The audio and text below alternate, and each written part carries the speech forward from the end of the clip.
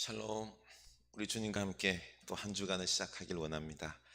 우리 하나님께서 주신 말씀입니다. 역대하 13장 1절입니다. 1절에서 14장 1절 읽겠습니다. 여로보암 왕 18째 해에 아비야가 유다의 왕이 되고 예루살렘에서 3년 동안 다스리니라. 그의 어머니 이름은 미가야요 기브아 사람 우리엘의 딸이더라. 아비야가 여로보암과 더불어 싸울세 아비야는 싸움에 용감한 군사 40만을 택하여 싸움을 준비하였고 여로보암은 큰 용사 80만 명을 택하여 그와 대진한지라. 아비야가 에브라임 산중 스마라임 산 위에 서서 이르되 여로보암과 이스라엘 무리들아 다 들으라. 이스라엘 하나님 여호와께서 소금 언약으로 이스라엘 나라를 영원히 다윗과 그의 자손에게 주신 것을 너희가 알 것 아니냐. 다윗의 아들 솔로몬의 신하 느밧의 아들 여로보암이 일어나 자기의 주를 배반하고 남봉꾼과 잡배가 모여 따름으로 스스로 강하게 되어 솔로몬의 아들 르호보암을 대적하였으나 그때의 르호보암이 어리고 마음이 약하여 그들의 입을 능히 막지 못하였으느니라. 이제 너희가 또 다윗 자손의 손으로 다스리는 여호와의 나라를 대적하려 하는도다. 너희는 큰 무리여 또 여로보암이 너희를 위하여 신으로 만든 금송아지들이 너희와 함께 있도다. 너희가 아론 자손인 여호와의 제사장들과 레위 사람들을 쫓아내고 이방 백성들의 풍속을 따라 제사장을 삼지 아니하였느냐. 누구를 막론하고 어린 수송아지와 한 마리 순양 7마리를 끌고 와서 장립을 받고자 하는 자마다 허무한 신들의 제사장이 될 수도 있도다.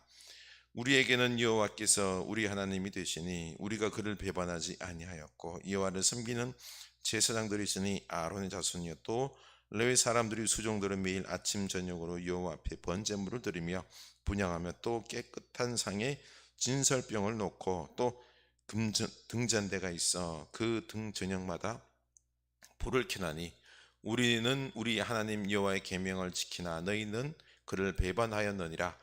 하나님이 우리와 함께하사 우리의 머리가 되시고 그의 제사장들도 우리와 함께하여 전쟁의 나팔을 불어 너희를 공격하느니라. 이스라엘 자손들아 너희 조상들의 하나님 여호와와 싸우지 말라. 너희가 형통하지 못하리라. 여로보암이 유다의 뒤를 둘러 복병하였으므로 그 앞에는 이스라엘 사람들이 있고 그 뒤에는 복병이 있는지라. 아멘. 오늘 본문에서 유다 왕 아비야가 여로보암 북이스라엘 여로보암 왕과 이 전쟁하는 이 내용의 말씀입니다.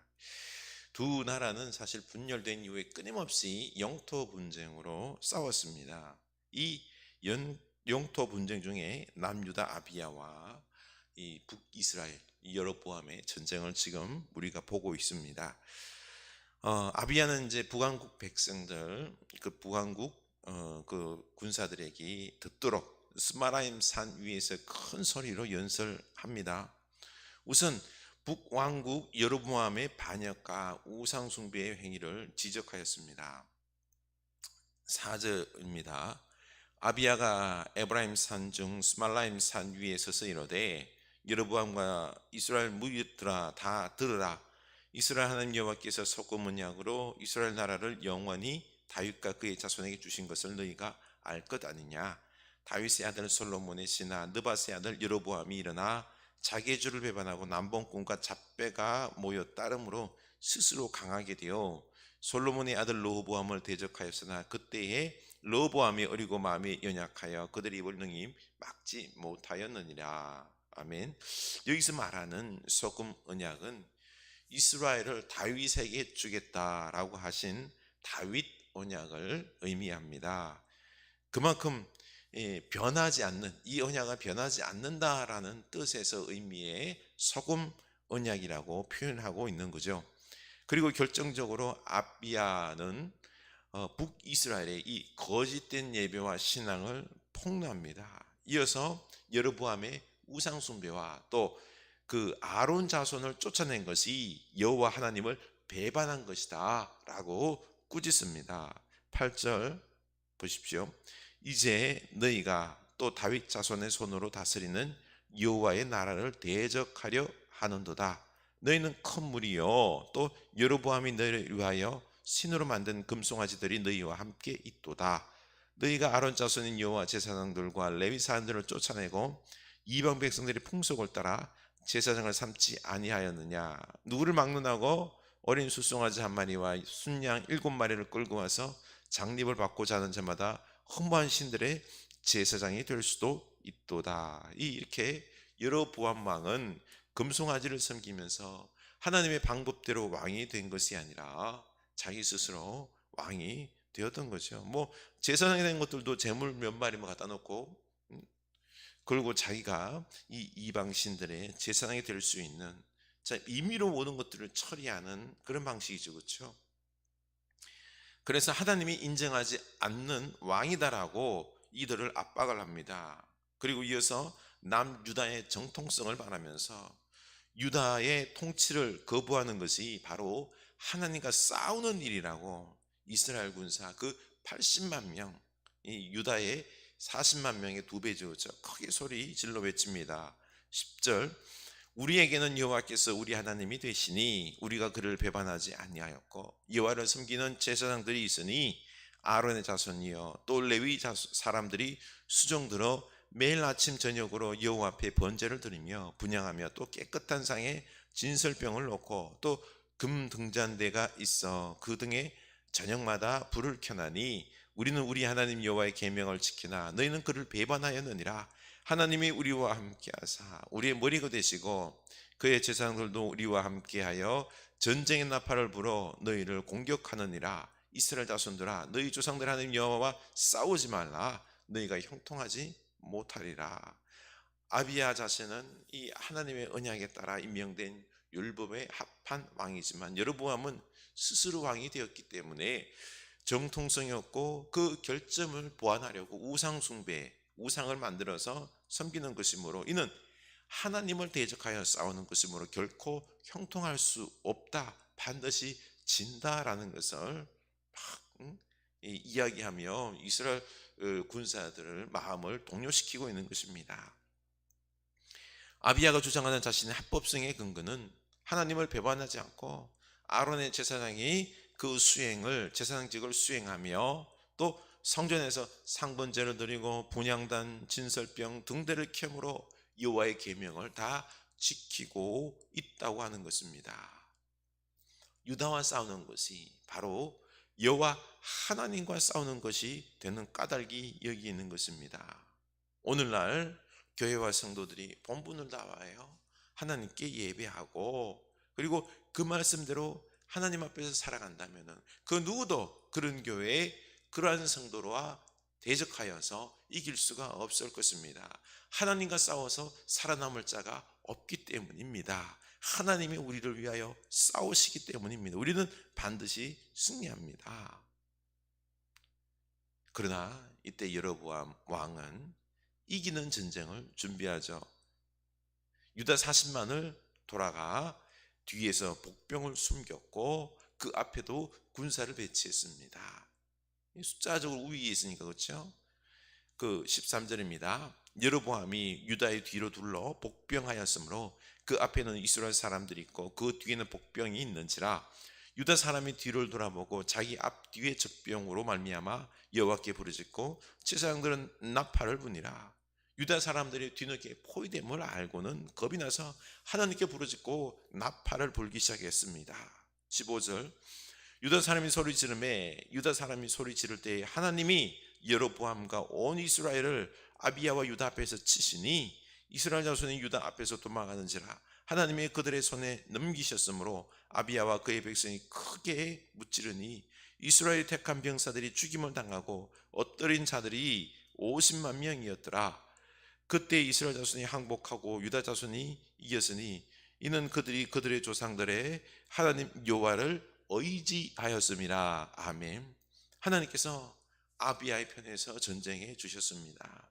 유다가 한 일은 하나님의 행하신 전쟁의 뒷수습과 노획하는 일뿐이었습니다. 아비야가 연설한 대로 여로보암의 교활한 전술은 통하지 않았습니다.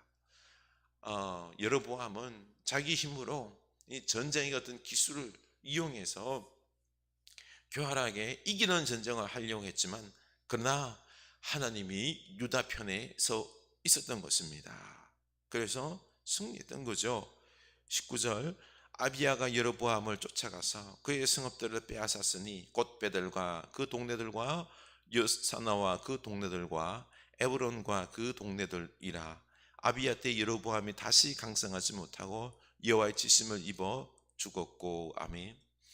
하나님께서 북이스라엘을 상대하여 전쟁하시니 여로보암과 그의 군대가 다 도망쳤습니다.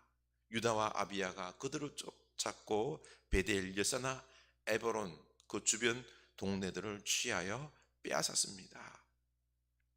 이때 아비야의 재임 중에 결국 여로보암, 이 하나님께서 치셔서 이 여로보암 왕은 죽고 맙니다.